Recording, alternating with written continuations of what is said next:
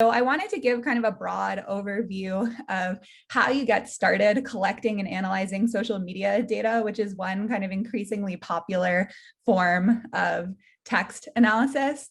And so this slide deck includes a bunch of links to resources to get you started. So I'm going to make this available to everyone here and people attending the virtual research sessions more broadly, and hopefully that's helpful.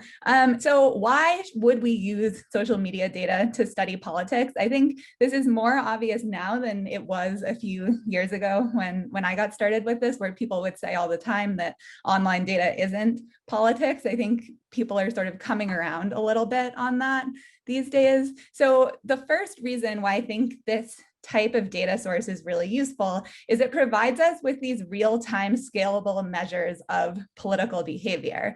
We see all sorts of actors engaging in real time on these platforms, and there's a combination of sort of entertainment content, news content, and political content happening all the time concurrently. And so this means that you have elite actors, everyday citizens, extremist groups, media outlets, all on the same platform as one another. And yes, this is former Egyptian President Morsi as the Twitter bird over there on the side. And so what this means is not only do we have the ability to study how all these different actors engage with each other in real time, but this kind of data also gives us access to politically sensitive content and hard to reach populations that might be really challenging to get at with some of our more traditional methods. Now, this also raises really important questions about the ethics of using this data, which I'm going to talk about a little bit here as well. So what can we actually do with social media data? So I'm just going to give you a few examples here. So first, as Rich was mentioning, there now is sort of an increasingly publicly available toolkit for analyzing text data, image data, video as data, and audio as data. And a lot of this often shows up on these publicly available social media platforms. We can do network analysis to understand how different types of actors engage with each other over time. So this network visualization in the top left is a visualization of engagement with Saudi influence operation accounts in the Saudi Twitter sphere, just as one example. We can do spatial analysis because often social media data comes with geolocated metadata or the ability to extrapolate location metadata, even if a post or tweet is not geolocated. So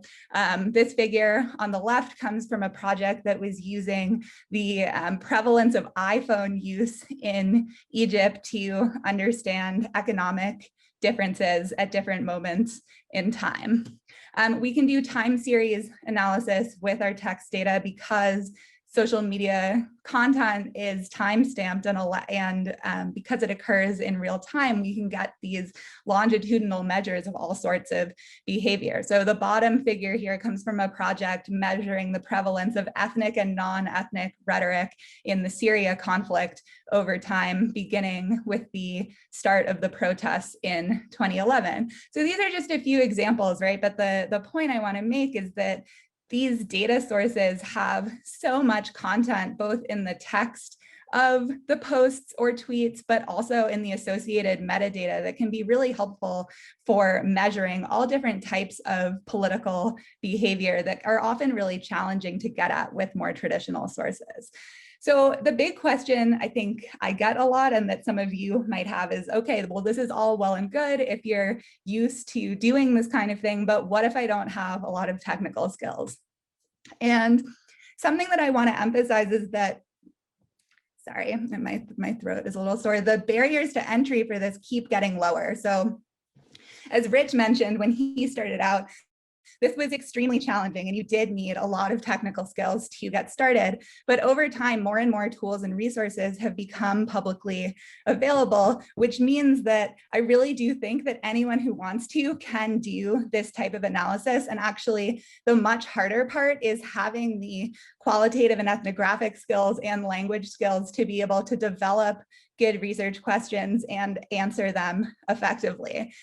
So to give my kind of own story, with this. When I started graduate school, I hadn't taken a math class since high school. I didn't know how to code. This was all really foreign to me, but I had spent a bunch of time living in Egypt at the start of the Arab Spring and had gotten interested in the relationship between social media and politics, kind of watching political events and behavior unfold on these platforms while I was living there. And so when I got to grad school, they said to me, so now you can do the big data version of the qualitative stuff you'd been doing. And I didn't really know what that meant, but it was true. Being able to kind of slowly pick up these tools and merge them with my experience from actually living somewhere and having substantive knowledge, I think is what kind of allowed me to do the work that I now do.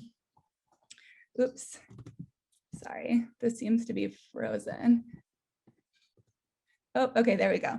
So along these lines, and Rich was mentioning this too, right? So text analysis is fundamentally a qualitative and ethnographic exercise. You can run whatever models you want on text data, but unless you speak a language and know how to read and understand the text you're dealing with, you're gonna have a lot of trouble making any kind of real conclusions with text data. And so it often seems like there's a tension between big data and ethnographic approaches, but I actually think they are both necessary in this space of automated text analysis. And the kind of interpretive approaches Rich was talking about are super important when you get started working with this data. And then again, just to echo Rich, because I think people find this hard to believe, just counting words or numbers of social media posts and doing qualitative coding can land you in the APSR. You'll see if you look at recent text analysis papers that have been published, some use really complex methods, but others don't. And ultimately, this is about kind of a measurement strategy. And so if your simple creative measure is a good way to capture the concept you're interested in, that's all you need. And you don't actually need a lot of fancy tools or skills to do it. Although you should all go check out Rich's open source workflow, because there are a lot of challenges with Arabic specifically that I think can kind of be a hurdle as you're getting started with this. So what types of social media data can we collect? So some examples that I'm gonna talk briefly about today are Twitter data, Facebook data, YouTube, Instagram, Reddit, and TikTok data. And each of these platforms has their own terms of service and their own public-facing APIs that allow researchers to collect data. So having a sense of how these work can help you figure out what data can I actually get for my project, what data that I'm seeing as a social media user connected to the region could I actually use for my own research. And so what I'm going to talk about today is kind of how this works for the different platforms, as well as what metadata, things like timestamps and geolocation, come along with this data that you might collect. And we can think about multiple types of data collection you might do here. You might collect one set of data for a certain project, or you might start a collection from one of these platforms in a region or country that you're interested in and let it run for years and then be able to draw on it at different points in time as it's relevant to your research agenda. So I want to start out with Twitter because it's the most commonly used, and as I say here, it's sort of social scientists' favorite platform, mostly because data availability is fantastic. So there are these traditional APIs that you can use. You'll hear about this if you start reading about social media data. People often use the streaming API, which allows you to collect data in real time. I have a link here to how to get started with that. So if you want to collect data over a long time period that's in real time, so nothing will be deleted, that's a great place to get started.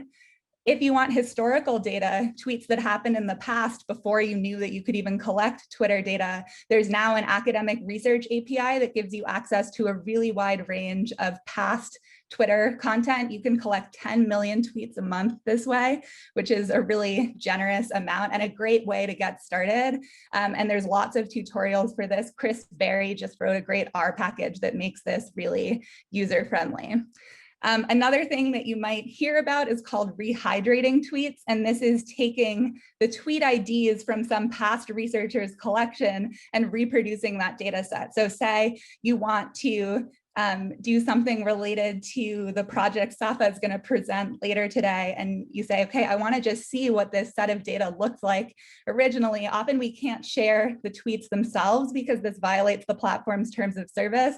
But if Safa posts the Twitter IDs of the tweets she used, you'll be able to recollect this data set. And so this helps make this process a bit more reproducible and data a bit more shareable. And then less sort of in line with what the platforms want you to do, there's also a lot of resources for scraping tweets directly from Twitter, not using the API at all. So there are links here that provide resources on kind of how to get started with any of these processes in a kind of user-friendly way. I want to mention briefly Facebook data, since Facebook in a lot of countries, and especially the Arab world, is more popular than Twitter, although Twitter penetration is quite high in the Gulf, so it kind of depends on where you're doing your research. There is a platform called CrowdTangle, which you can get academic access to, that allows you to collect data from public Facebook pages and groups. And so this is obviously not all of the content that's on Facebook, but it can be a great place to get started. And often local communities have these public Facebook groups and pages. So if you're interested in comparing political discussions in different local areas, for example, this can be a great tool. And the Social Science One framework that is kind of run by Gary King and Nate Pursley is also kind of increasingly putting pressure on Facebook to make more of this data available to academics publicly. And then a final thing that you may hear about in the surveys section of the virtual methods workshops as well is using Facebook advertisements in order to reach hard to reach populations. And I'm happy to talk about that more in the chat as well. Just in the interest of time, I'm going to go through really quickly and just say that YouTube data is really underutilized, but also a great place to look for data. The API is very generous, although I think it's a bit more restricted recently. And often you can get all sorts of information, including the comments posted on videos and even a computer-generated transcript of the video itself. And I've seen this a little bit for Arabic. I don't know about it in Farsi and Hebrew, but this works better than you would think for an automated transcript. And so it's a super interesting way to kind of transform video into text as well. Instagram, people think of this as not being political, but there's actually a lot of political discussion here, especially in the Arab world.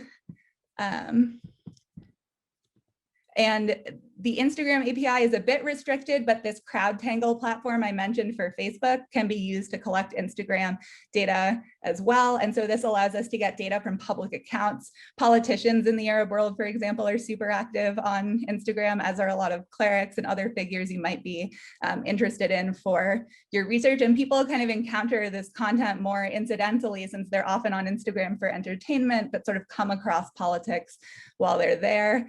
I'm going to skip Reddit for now because it's less common in this region, but I do encourage you to check it out if it's relevant to your research. And then finally, talk about TikTok, which is another place you might not expect politics to happen, but we're increasingly seeing quite a lot of it in the Middle East and other comparative context. There's an API that's pretty user-friendly that I've linked to here if you're interested in using this. And again, this is a place where we often see politically sensitive content showing up because people think it's less likely to be monitored, given that it's such a sort of entertainment-focused platform. So some takeaways before I wrap up. So I think social media data opens up these new measurement opportunities for us, both when fieldwork opportunities are restricted, but also more generally. But there are some key challenges to this I want to mention, right? It's not all easy and perfect. So the first is ethics, especially if we're working with politically sensitive content. It's really important that we're protecting our research subjects. And so this often can kind of bump up against reproducibility. We don't want to share posts and tweets that are attributed to specific people in our work. And so it's really important to think about how you can aggregate your data in a way that allows you to still make interesting inferences, but also really protect your subjects, especially if you're working in repressive contexts. Representativeness is a huge issue. So who's on social media? What does it mean? I typically get around this by often focusing on elites or well-known figures so that we know who our subjects are. But if you're using this data to make inferences about populations more generally, you have to be really careful and really understand the limitations of those approaches. As I mentioned, reproducibility, given that you often can't directly share your data, there's a lot of kind of steps to make this work more open, but this is still a challenge that remains. And then temporal validity. If we see a pattern on Egyptian Twitter in 2017, does that tell us anything about what's going on in 2021? This is always true with research, right? But especially on online platforms where behavior evolves so quickly, this can be a major challenge. And then finally, as researchers, we're at the mercy of the platforms. They may change their rules or approaches to access to data, and that can interrupt us in the middle of a project and be a big challenge. So like any data source, right, there's pros and cons to this, and the approaches that people use are constantly evolving. But I think these tools work really well in conjunction with some of the other data sources that you're probably familiar with